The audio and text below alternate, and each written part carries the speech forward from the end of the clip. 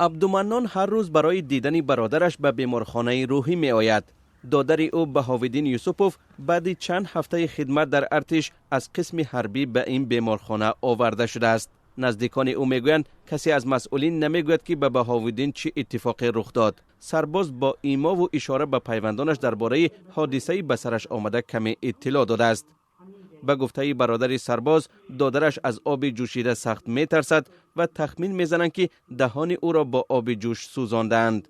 معنی گفش میگه مرا زدند، در سرم بسیار زدند، میگه در دلم زدند، میگه گفتن میگه یک کس ده ترسوندن و میگه گوده گپ زدن نمیتونه، در این حالت نبود، خیلی سرش تراوما بود. عبدالمنان میگوید آنها هفته پیش از وضع برادرش آگاه شدند.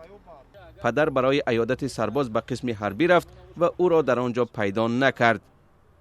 بهاوالدین الکی چند هفته باز در خدمت نبوده است و کسی هم خانواده را از حال او خبردار نکرده است. خبرنگاران توانستند که بهاوالدین را در بیمارخانه روحی از نزدیک ببینند. اومدیم حالی را دیدیم، وقتی ما خیلی ندروی نکرده بودیم، سوق سلامت بود، خیلی تراوم هم داشت، کسل هم بود، تراومای پشت سرش زدگی بودن پیشتر. پیوندان سرباز میگویند که وضع صحتی بهاوالدین پیش از جلب شدن به صف ارتش هم چندان خوب نبود. به گفته آنها حجت‌های ضروری هم درباره بیمار بودنش به مسئولین پیشنهاد شد، اما پزشکان خلاصه دادند که او صحت و سلامت است.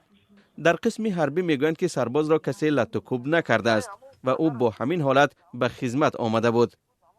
اما به سوال اینکه پس چرا جوانی ناسالم به صف ارتش قبول شد، آنها پاسخ ندادند.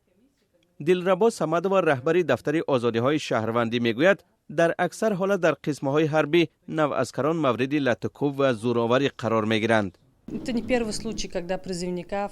این اولین حادثه نیست که سرباز در هفته‌های اول خدمت مورد لط و کوب قرار میگیرد. حالت‌های هم بودند که سرباز در روز اول خدمت کشته شد. این یک نوع شناسایی بیرحمانه است. این یک عنعنه است که از زندان به ارتش گذشته است و آن را پذیرایی می‌نمایند. به دفتر آزادی‌های شهروندی از نزدیکان سربازان سال تقریباً تا 1000 شکایت می‌رسد. اکثریت از قانون شکنی های خرد و سرباز شکار یا ابله شکایت می کنند. بعضی از شکایت ها از والدان سربازانی است که در خدمت آسیب جدی دیدند و یا به مرگ رسیدند.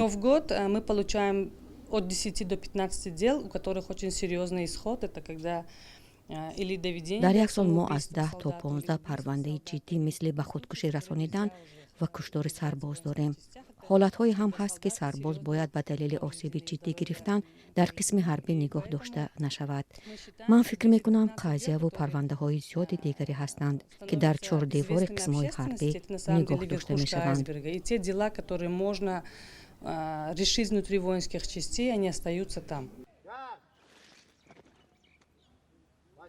اثبات دلیل ددوشین یا بدرفتاری نسبت به سربازان نهایت مشکل است. دلربا صمدوی میگوید حتی در حالت مرگ سرباز هم در موردهای خیلی کم نفر گناهکار به جوابگری کشیده می شود. عبدالمنان یوسپوف برادر سربازی که از قسم حربی به بیمارخانه روحی افتاده است میگوید تا آخر تلاش خواهند کرد که حقیقت روی آب برآید. اما حالا برای او و خانواده‌اش مهمتر از همه این است که بهاوالدین را زودتر از بیمارستان جواب دهند.